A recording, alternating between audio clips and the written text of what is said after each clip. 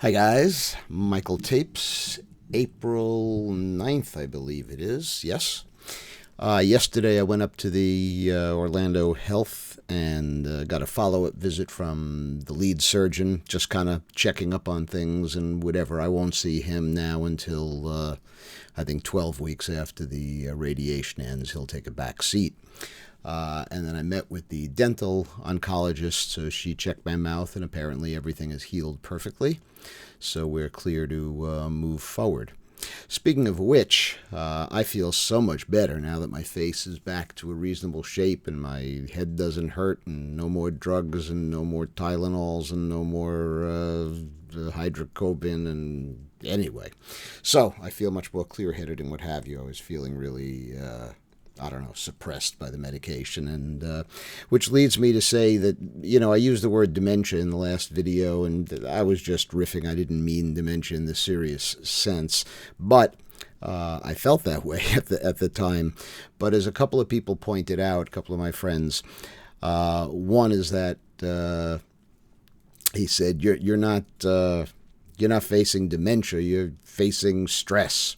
And someone else pointed out that my brain is just tired with all this stuff going on, and that slows memory, slows thinking, slows everything except worry. So that's the amazing brain. So I feel much more with it today and so forth, and maybe I won't lose my train of thought as much. We'll see.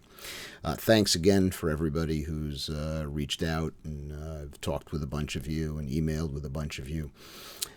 Someone mentioned that, why not open the comments on YouTube? And I'm just not one to, I just don't enjoy social media. So it would put a burden on me. It would be, good to see the discussion, but it's anyway, it doesn't work for me. So sorry about that. A couple of questions had come up. People asked about the, excuse me, the radiation, how long it's going to be. So it's a 7-week, at least that's my understanding. I mean, I'm just heading in now to start discussing the actual stuff now that all of our tests are done. So it's 7 weeks, 5 days a week, 5 days of radiation, and on one of those days I additionally have chemo. So it's going to be a lot of rock and rolling. I hope I'm going to drive up myself. Ronnie can't go into the hospital, so there's really no point in her coming up with me, because all she can do is hang out in the car.